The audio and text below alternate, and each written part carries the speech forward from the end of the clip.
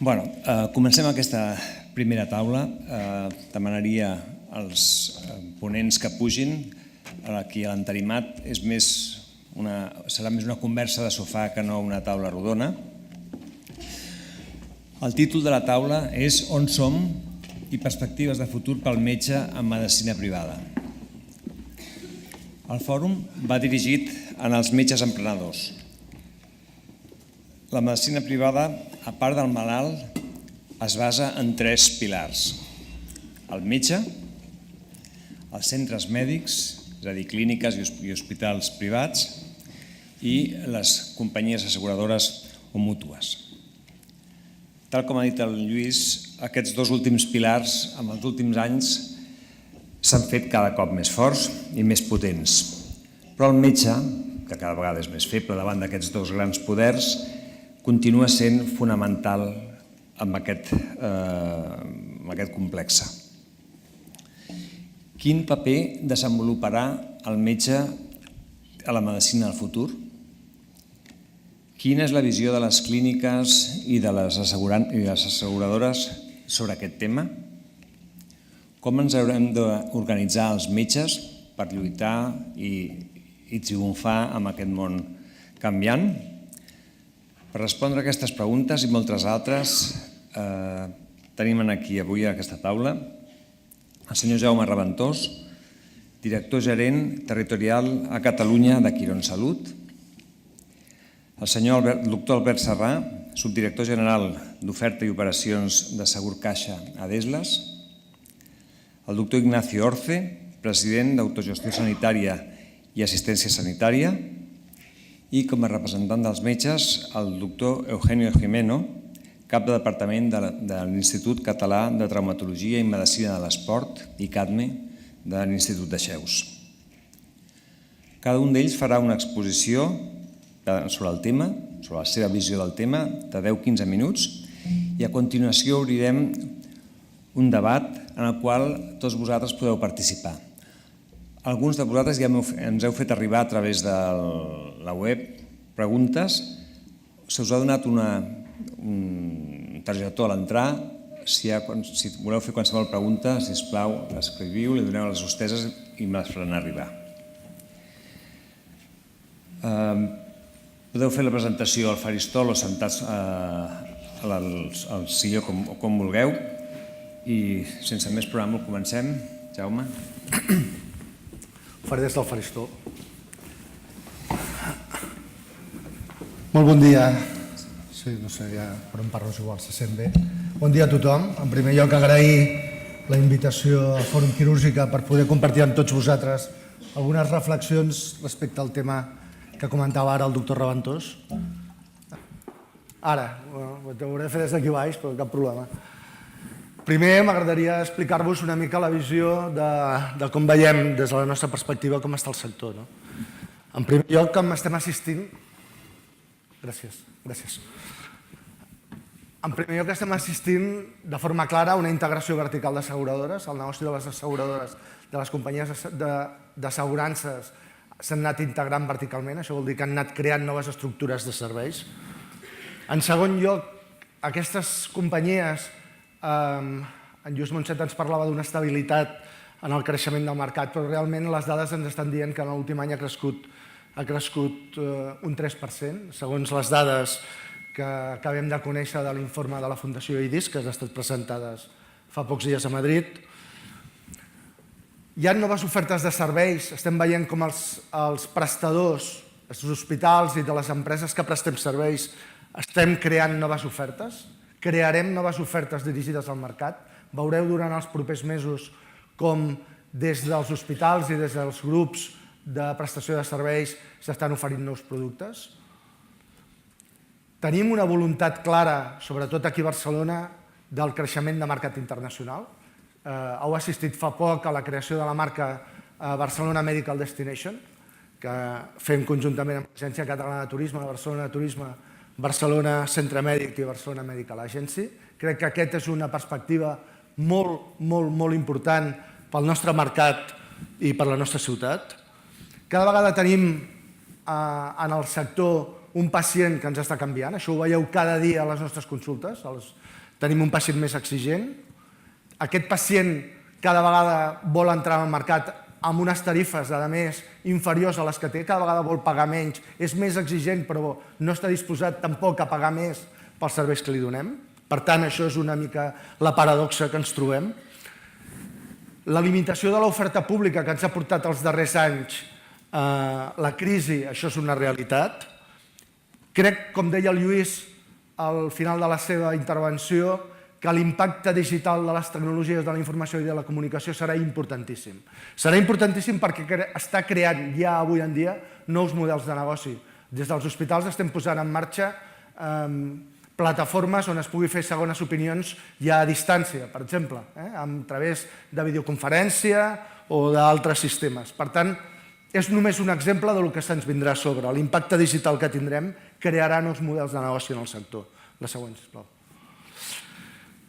Finalment he deixat un apunt, un focus, vull posar un focus amb el tema de la concentració. El Lluís, ahir ho parlàvem, les xifres que ha donat del que vol dir concentració, i més des del nostre grup, que se'ns ha dit, escolta, que això de la concentració sembla que és una cosa dolenta. Escolteu, el 51% dels llits privats, com deia el Lluís, corresponen a grans grups hospitalaris. El 51% del territori espanyol. Per tant, no estem gaire concentrats. I quan parlem de grups hospitalaris, parlem de 12 grups. O sigui, aquest 51% està en 12 grups. El 44% dels llits encara estan a hospitals petits o hospitals independents.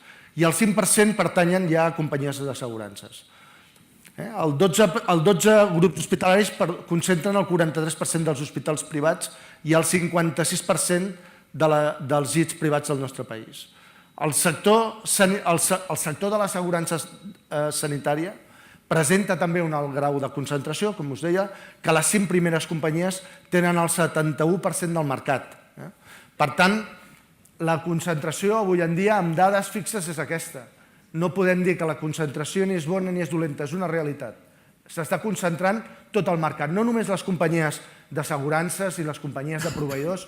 Estem assistint com la indústria farmacèutica o la indústria de la tecnologia també s'està concentrant. Medtronic va comprar Covidien i ningú va dir res. I la indústria farmacèutica, cada dia hi ha compres i hi ha fusions. Per tant, això és una realitat, no és que sigui una característica només d'un grup privat de proveïdors d'hospitals, és que és una realitat en el nostre sector. I això passarà i continuarà passant, perquè és una tendència. La següent, sisplau. Gràcies. Gràcies. Finalment, volia fer una visió de com veiem nosaltres la perspectiva del sector per entendre una mica quina visió tenim de com ha d'anar el paper del metge, el rol del metge, que és el que se'ns demanava amb aquesta intervenció. En Lluís també a la seva explicació ha donat el paradigma que ens trobem ara en públic-privat. Això està canviant. Això està canviant. El sector públic, amb alguna comunitat autònoma, ha començat a aplicar la llei d'incompatibilitats en els seus professionals perquè no puguin treballar a la privada. Això ha començat a passar en alguna comunitat autònoma. Estem veient com en algunes comunitats autònomes els concerts que teníem i que estem tenint a la privada els estan retirant i els estan tornant enrere. És a dir, està canviant. El paradigma públic-privat està canviant. Els grups hospitalaris com el nostre en el sector privat també estem canviant. Nosaltres som ambiciosos, volem hospitals que siguin atractius pels nostres professionals, on el metge es trobi a gust i pugui desenvolupar el seu projecte professional com el pogués desenvolupar en un projecte públic. Exactament igual. Per tant, tenim la sort de comptar en el nostre grup amb hospitals universitaris, en hospitals on es formen residents, en hospitals on hi ha recerca. Tenim una fundació, que és la Fundació Quirón Salut, que està apostant fortament per la recerca. Estem apostant per la innovació. Tot això, tots aquests elements, ho estem fent perquè creiem que hem de donar un projecte atractiu pels nostres professionals. I que el professional que es forma, evidentment encara en sistema públic, també es pugui formar en el sistema privat. I per tant, pugui desenvolupar el seu projecte professional amb les mateixes garanties que des del punt de vista professional li pot oferir el sistema públic. Jo crec que aquest és un tema important a tenir en compte. Concentració versus concentració. Us he explicat abans que crec que la tendència de concentració és una tendència al nostre sector, per què no en els metges? Quirúrgica n'és un bon exemple i CADME és un altre exemple.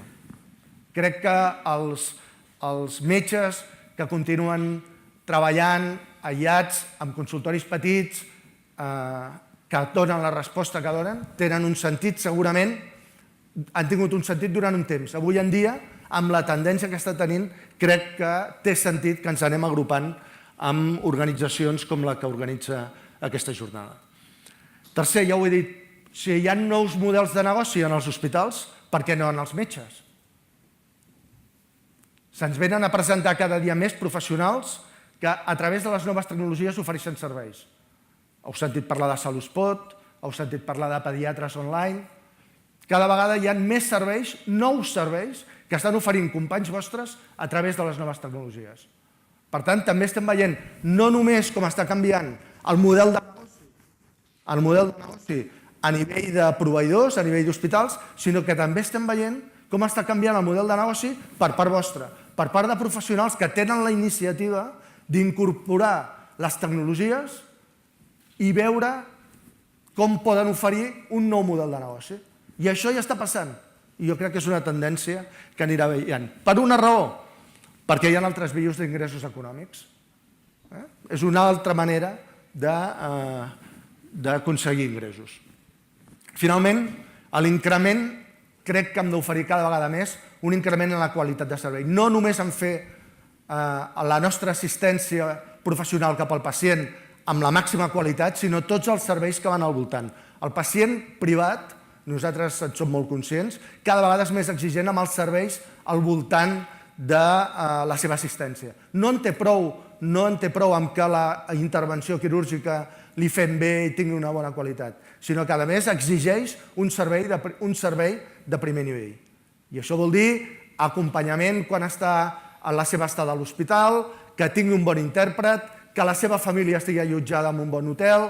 Per tant, no només és important que pensem en que al pacient li hem d'oferir, evidentment, només faltaria, la millor pràctica clínica, sinó que a més tot al voltant.